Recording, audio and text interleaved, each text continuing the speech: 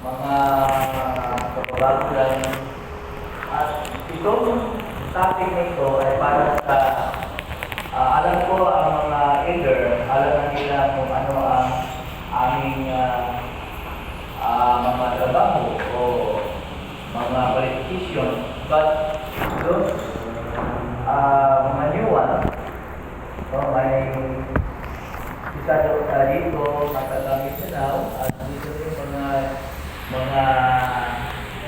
young people at lahat dito at mga members of the church upang malaman nila kung ano ang katayuan ng isang minister. Okay, magsimula tayo.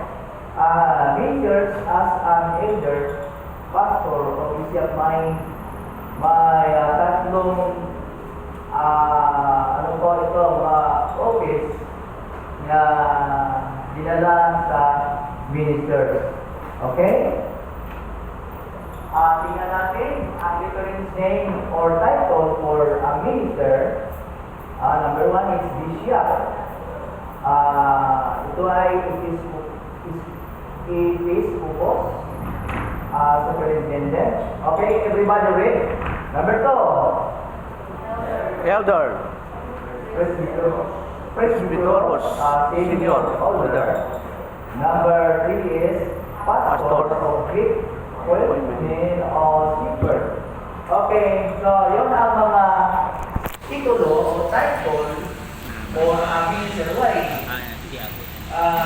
Videos elder for the minister.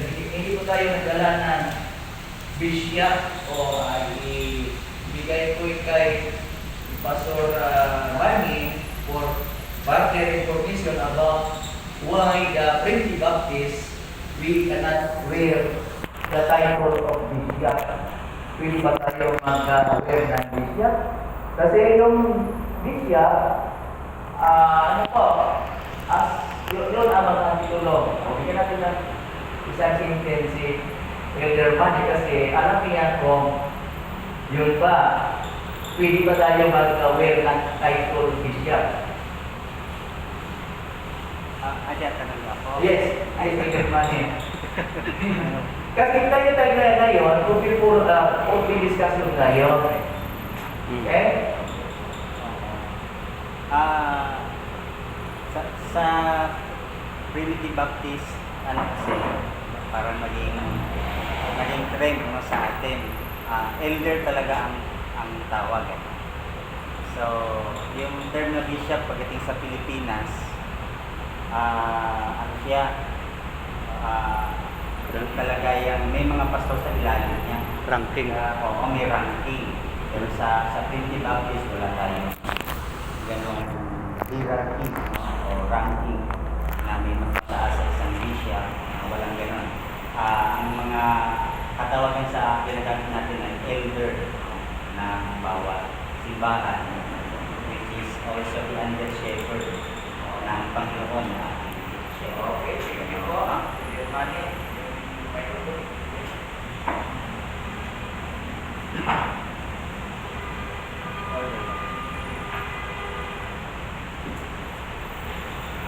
Okay, punta tayo sa qualification of elder o bishop elder kasi po ang ginagamit natin na titulo as pastor, pwede tayo elder ang gagamitin natin.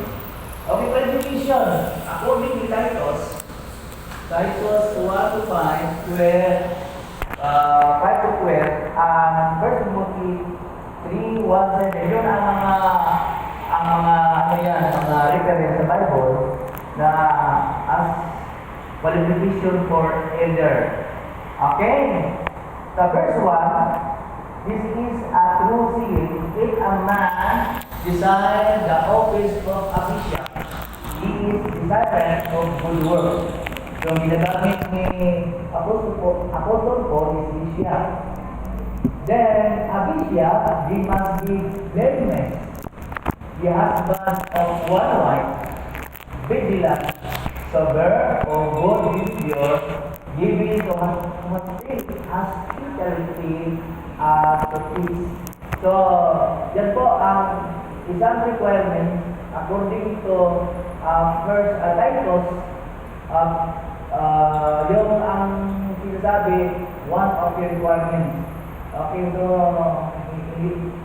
yung ang elder o bishop, kasunod verse 3, pagahin mo na, brother.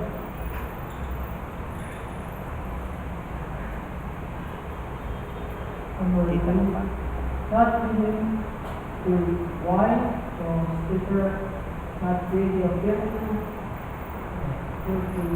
but patient, not rover, not covetous. Okay, thank you. So, not given to wine. So, mga elder, ano daw, inulag. Kunti? Konti lang. So, according to the Gravy. verse, not given to wine. That is example of the elder na hindi tayo iniinom ng wine. One ruler will his own house, giving his children with all purity.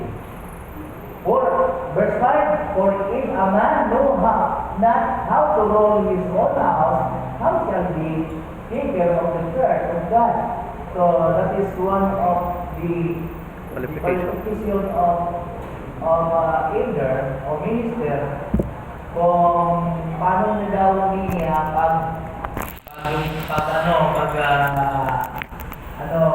sa church, if you do not, hindi siya marunong pag-alaga sa kanyang to govern his o to manage his family.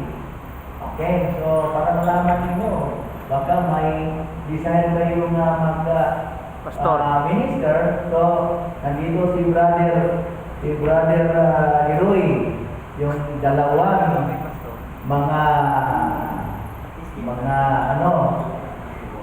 young people, kung may desire sila. Tapos, kung walang desire, kung walang desire, Dapat sa mga pastor. okay.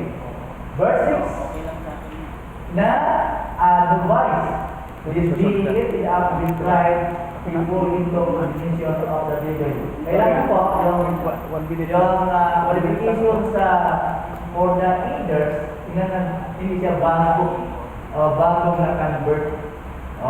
Yung Reserve mo yung na lang. nangyari noon, yung na ang may problema noon sa pagsimula sa Trinity Baptist sa Philippines, nabaptay siya ngayon, pero pagka gabi, na-ordain sila. So, yun ang isang Danger. case nangyari noon. So, sa Bible, hindi pwede, no? Bago sila convert din, tapos i-ordain pagka-elder. 7, moreover, we must have a good report of them which are without lest we fall into reproach and share of the devil. Pinakaliit yung devil. Okay. Devil eh. Ito naman. Ordaining a qualification of elder. Para malaman ninyo kung ano ang qualification ma-ordain ka. When it comes to choosing, ruling, and sending of an elder, there are many schools of thought. Something that it is up to the individual to choose to become an elder or preacher. Other thing that a gospel preacher is sent by Bible college, seminary, or mission board, even some others. Think that the gospel preacher is chosen, called, and sent by the local church. Yun po ang mga malaman natin kung ako o kita, hindi ko pwede mag-elder kasi o ma-minister kay hindi ako natapos sa Bible school. Sa lahat mga kapatid, titingnan natin ang sunod. Hindi pa. All of these schools of thought are wrong according to the scriptures. only God has the authority to choose, call, and send a gospel minister. Okay, we will base the scriptures. Why? Ang mga minister of the first church, because we are looking this church ay totoong iglesia. So yun ang mga practices sa church na ating binibigay sa scripture. Okay, Ephesians chapter 4:8-11, sabi pa dito, ang higit sa mga apostles, ang some prophets, ang some pastor and teacher. Okay, lahat natin yung prophets, apostles, wala na yun. Bakit ngayon may apostol pa? Sa Mari- wala na sila. So, ngayon, ang ginagamit yung ngayon, pastor at teacher. Alam mo yung pastor at teacher, bigyan dalawang person. Yung ang ito po yung isang ako. Ito siya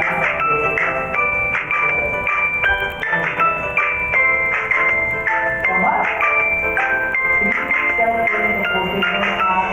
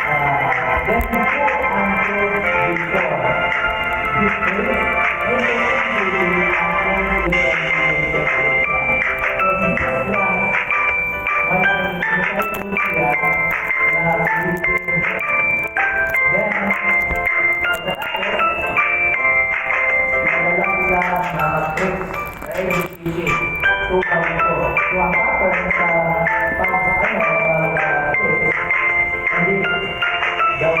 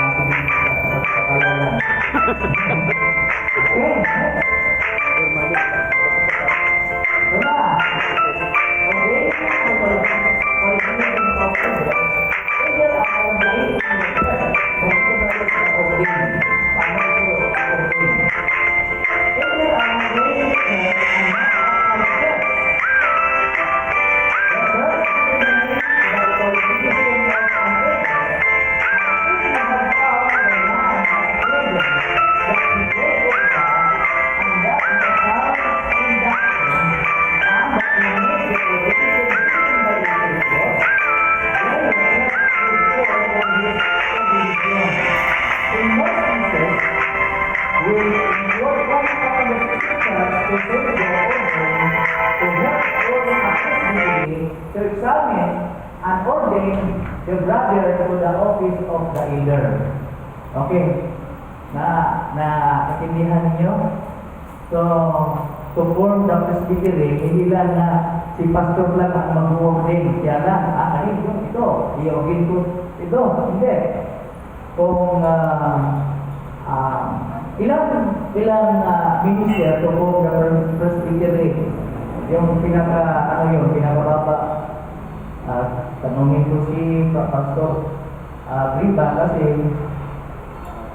Pastor, ilang minister to form the presbytery ang yan? Kahit dalawa, Two. pwede na minimum 2. Minimum 2. Two? Okay, may presider, may clerk. Signate. Okay, so ang pinakababa, two. Pero wala naman. Okay. Kailangan, yung ini-ordain, nakita sa members, he is a sound doctrine. So, hindi ito nakita natin na he is a very good to speaking English. Ayun, yun naman iba no. Yan, hindi siya qualified kasi hindi siya marunong magsalita ng English. Hindi siya marunong magsalita ng Tagalog. But, ang members ay nakita nila na siya ay qualified sound doctrine. So, why not? Why not nga hindi siya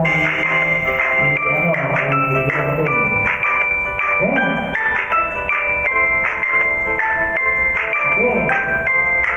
Because of the mga duties of the ministry of minister.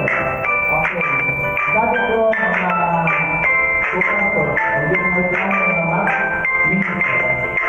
Hindi lang,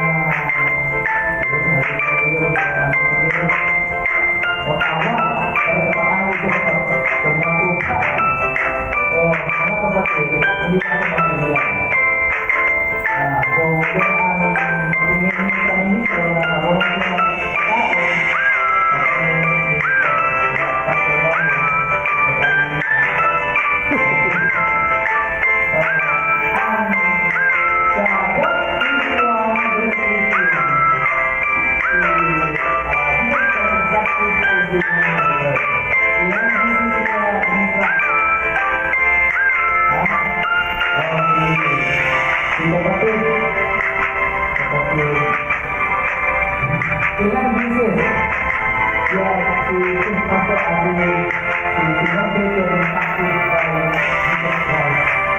Isa, dalawa, tatlo, apat, lima. Isa. Si Brother Jeroy, 3 times. 3 times. Yun naman ang mga bata ngayon. Ang isa sa mga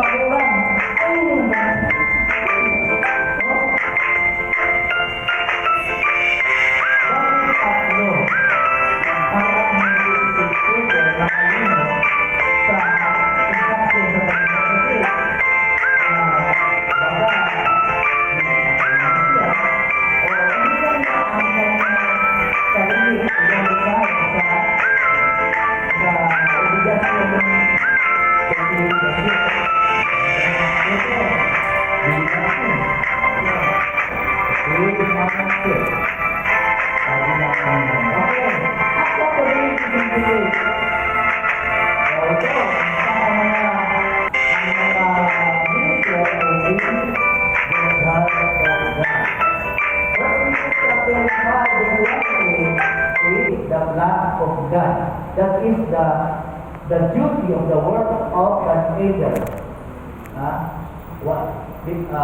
That's why we call a pastor. Ang pastor, ang trabaho ng pastor to feed the sheep. Okay. Tandaan ninyo, yung may desire. O, ilan dito ang gusto na mag-minister, alam ninyo, yon ang duty. Hindi lang marunong ka mag-preach dyan. Okay, next. Perfecting of the saints. Perfecting of the saints. That is another duties of an elder. Is to preach and teach to the Lord's people and encourage their maturity or perfection in the service of the Lord. Mga kapatid, importante dito. Ang involvement nito ay marunong kang magturo. Paano mo magturo kung tayo hindi mo makikinig kay Pastor Riva about the absolutism, about about Calvinist. Wala mo matuturo yan. So, yan, para tayo ay, sabi pa ng Bible, grow in grace and the knowledge of Jesus Christ. Kailangan ang pastor marunong magturo. Hindi naman ito nag-refer tayo na gagawin siya ng kurso o ng degree o ano pa. Kailangan ang pastor ninyo. Yun po mga kapatid. Sa barangay, sa mga baryo, may mga tao na nagtatanong, ano yung pastor ninyo? Ano natapos yan? O ano yung pastor ninyo? Ganito sa Bible school? Kung sagot ng members, ano natapos yan? Anong yan kapatid? Grade 4. 1. Ay! Bakit siya ang nagpastor sa inyo?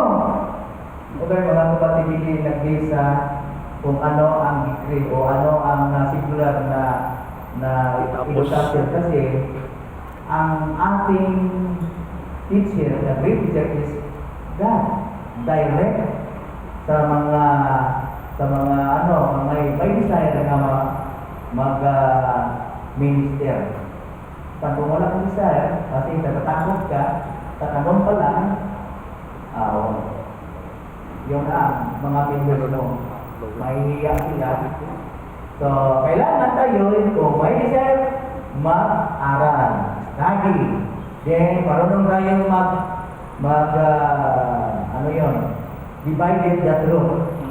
Study to see dissect approach of God, a workman not needing to be ashamed, rightly dividing the word of truth.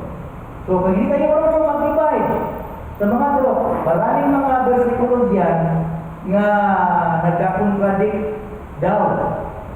Remember, the Bible, and there is no contradiction. That's why we have to study so that ang Biblia, yung mga Bible o yung mga verses, hindi yan naka-contradiction. Okay. May mga versikulo yan. Kung gusto kayo maghingi ng mga picture, pwede kayo ako i-share para mabalikan ninyo. Wala akong hard copy ngayon. Okay, next. Teaching. Ito na. Yun na ang mga duties as a preacher. Teaching is the vital part of the work of the gospel minister. He must be up to this.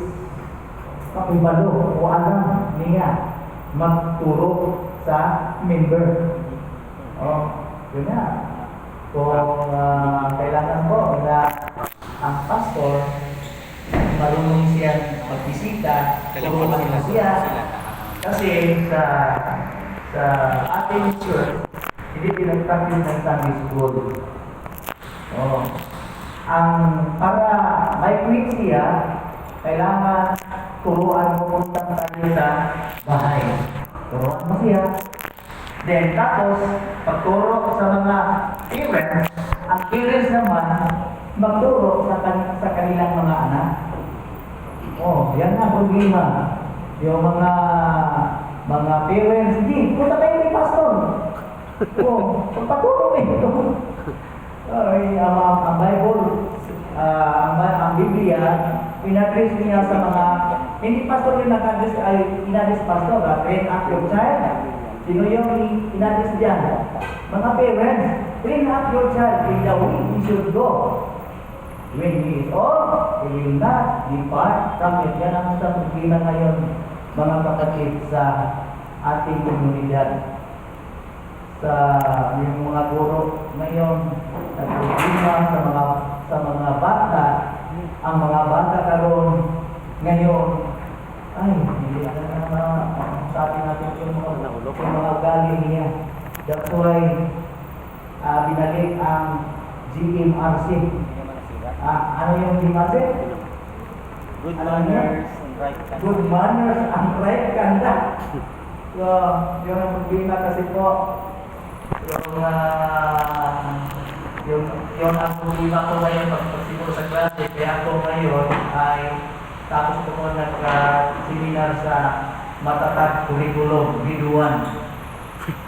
Grade 1 kasi ako po, magtuturo sa mga grade 1. Sabi pa nila, Sir, bakit grade 1 ang pinili mo? Hindi ko nagpili yan. Yung grade 1 noong si Mrs. Grade 2 teacher ako. Kasi sabi ng principal, si Mrs. daw, hindi na siya pa-train na matatag curriculum. Sabi lang dansi ang gobyerno. Ay mag-retire na siya, kunya mag-attend pa sa seminar dansi daw ang gobyerno. Ako ang kinuha as participant for grade 1 teacher. Wala na ito mga gawad yan. Ang gawin ko, pahabain ko ang pasensya. Pahabain. Kaya, problema ko. Parang wala nang habang pasensya ko sa mga bata. Pero kung hindi ko magpahaba, baka hindi tayo magka-retire. Okay, next. Teaching. May mga bersikulo yan. Hindi ko na mabasahin ang laman niyan. Alam natin yan. Matthew 28, 19, 20. No? 28, that is one of the command of Jesus Christ. Go ye therefore. So tayo, yung mga elders, alam niyo, hindi ka dyan ka lang nag-sampay sa church mo. If you have decided to expand your work, katulad ni Elder Romel, no? Siguro, humingi ko niya papiskis ako po para ma-expand ang karunungan ko sa pag-evangelize sa tao. Sabi pa yung mga barkada ko, hindi ka madala sa piskis sa tuko. So, next is Acts chapter 5:42. Yun. And being in the temple, in every house, they cease not to teach and preach Jesus Christ. Hindi sila na pinto sa pagtuturo, sa pag-preach. Amen. Yun ang trabaho namin. Para iba na message mo. So, mga kapwa ko mga minister, kailangan ipundar natin muna ang church natin. Ipundar natin ang church para ang church naman magsusupport sa pastor kung saan siya pupunta. Isang bagay na kilala niyo si Elder Harris. Si Elder Harris, sabi ni Elder, pupunta daw siya sa mga Muslim area. Preach doon. Yung asawa niya, kung yun ang gusto ng Holy Spirit para sa iyo, we will support you. Yan. Sino sa mga dito gusto pupunta sa Pasilan? Pupunta sa Pasilan, sa Hulo, preach ng gospel. O saan pa sa ibang lugar dito na maraming mga abusayang. Okay, next. Yung trabaho, duties, comfort. Comfort, may bersikulo yan. The Lord's Sa 1 Corinthians 12:7, Isaiah 40 verse 1, kailangan na kung dating ang panahon sa members mo may mga problema, marunong din ikaw mag-comfort. I-comfort mo para siyang mabawasan ang soro niya. No? Mabuti pa kung may laman ang pitaka mo, bigyan mo lang para tulong, hindi lang sa salita. No? Sa gawa rin. So, yan ang isang trabaho ng pastor. Next, deliver from error and false worship. Yun ang pastor. Kasi yung elders, beware mo yan. Pastor, beware mo yan. So, bishop, yun ang titulo na dinala mo as a minister. So, ang bishop, tinignan niya because you are overseer. Ang lahat ng mga shifts. Then, so, pastor, marunong ka mag-preach. So, you are the pastor. Then, elders, ano bang elders? Kailangan ka marunong ka mag-judge, magbigay ng hatol sa members kung ano ang kaniyang ginagawa. So, sa amin mga kapatid, nalulungkot kami kung mayroong mga members na naglalakad palagi sa darkness. Alam niyo, ang totoong church, nag-practice my church discipline. Ang totoong church, my church discipline. Ilan ang church discipline na lamang ninyo? My private offense and public offense. Ang grabe mga kapatid yung public offense. So, marami nang nahapulan doon sa pagadian tungkol sa public offense. Then, kung nakita mo siya nag-repent, why not? Nag-ilis mo siya i-restore. So, kailangan i-restore din siya. But yung iba, kung sa discipline siya, hindi na babalik. No? Hindi na siya babalik ka siya. Kasi, di sa discipline siya. Hindi yan ang tama. Turuan mo, bakit dito, discipline, kailangan nga i-implement sa church. Okay. Because, if yung members yan na hindi mo nilagyan ng mga tama, ay may panahon na i-remove ang canonic sa church. Kasi in-ignore mo ang kasalanan ng members. Yung may pa kayo na nagsama kayo wala ng Panginoon dyan sa loob. Yan ang isang trabaho sa pastor. Kailangan marunong kayo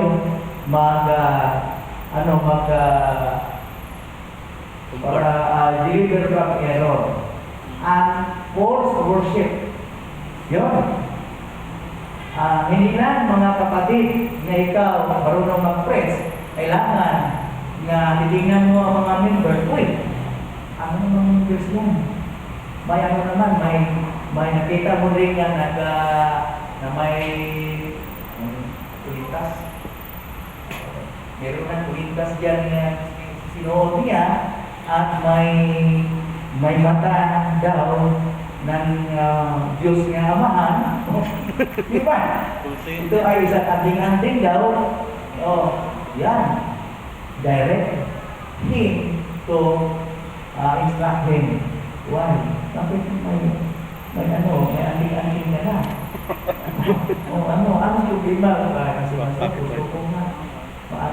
Kasi yung panahon natin ngayon, maraming nag-hunting. Huntingin kami. So, maligtas tayo, may anting-anting ako ngayon. paano mo, that is not good for a Christian because if we are Christian, ang Panginoon ay ang ating siya ang lahat. Kung ano mangyari sa atin mga kapatid, siya ang to deliver from the danger. Okay? Yung mga false worship, mga error, kailangan natin mga minister na alam niyo kung ang mga bawat member kasapin ng simbahan tama ba ang doktrina na dinala nila. Kasi yung mga iba mamilig magdamot-damot sa kung saan. Ito, pwede na yung mga tao ngayon, bigay niya mga pamphlets. Ay, ito, pastor. Galing na ito. 6 basics of salvation. Oh. Yan pa, sabihin pa nagtuturo sa basic doctrine. Yun na, dinadaan ng pastor na yung mga pamphlets. Oh. Pastor, maganda itong nakuha ko. So, kung hindi ka marunong, kung ano nang pangyari sa church, nakawatak-watak. Then, magkatapos, nag-cause of division. Mag-divide na ang church mo. Kasi, hindi mo tinuruan ng wasto na doktrina. So, yung mga basic doctrine natin, madali naman yun. So, that's why, mga ministers, so kulang kayo sa kalaman, ano tayo, baka-join tayo ng fellowship o gatherings sa mga pastor. Ako nga, gusto ko nga marami pang mga teaching na hindi ko po nalaman. Katulad ng mga spirit of Calvinism. Tayo'y siguro tayo nagsamba, tama na ito. At hindi mo alam, ang members siya nakakuha ng absolutism. May doktrina siya ng absolutism. Kung hindi tayo sanay sa pagkilala ng wastong teaching sa Primitive Baptist, baka ikaw yan ka. Absolutism siguro, ay ito hindi mo alam. So, mga kapatid, maganda ang pagpuputipon sa mga pastors, hearing each other. Okay? Okay, next is thank you. Linis.